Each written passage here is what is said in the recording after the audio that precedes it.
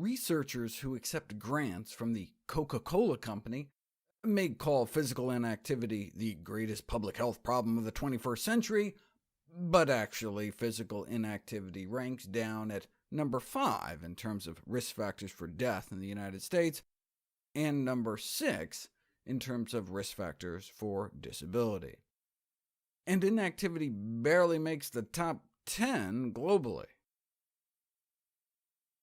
As we've learned, diet is by far our greatest killer, followed by smoking. Of course, that doesn't mean you can just sit on the couch all day. Exercise can help with mental health, cognitive health, sleep quality, cancer prevention, immune function, high blood pressure, and lifespan extension.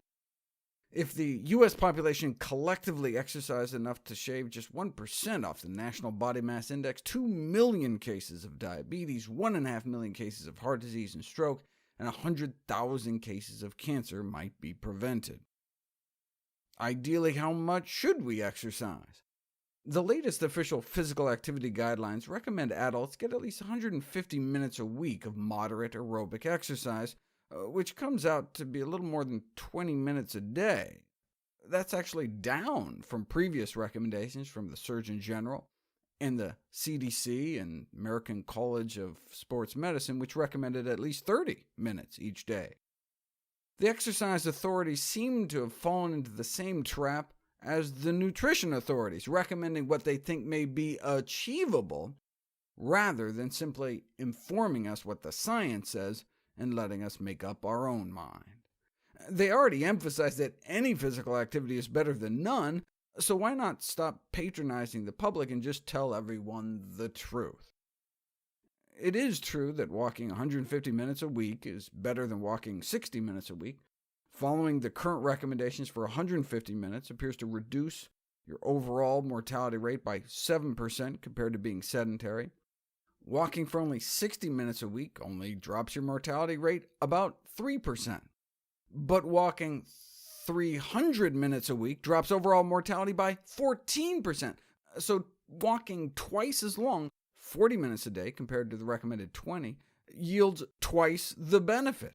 And an hour-long walk each day may reduce mortality by 24%. I use walking as an example because it's an exercise nearly everyone can do, but the same goes for other moderate-intensity activities such as gardening or cycling. This meta-analysis of physical activity dose and longevity found that the equivalent of about an hour a day of brisk 4 miles per hour walking was good, but 90 minutes was even better. What about more than 90 minutes? Unfortunately, so few people exercise that much every day that there weren't enough studies to compile a higher category. Okay, but if we know 90 minutes of exercise a day is better than 60 minutes, is better than 30 minutes, why is the recommendation only 20 minutes?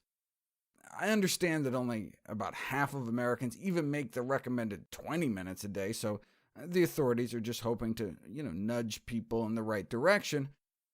It's like the dietary guidelines advising us to eat less candy. If only they'd just give it to us straight. That's what I try to do here at nutritionfacts.org.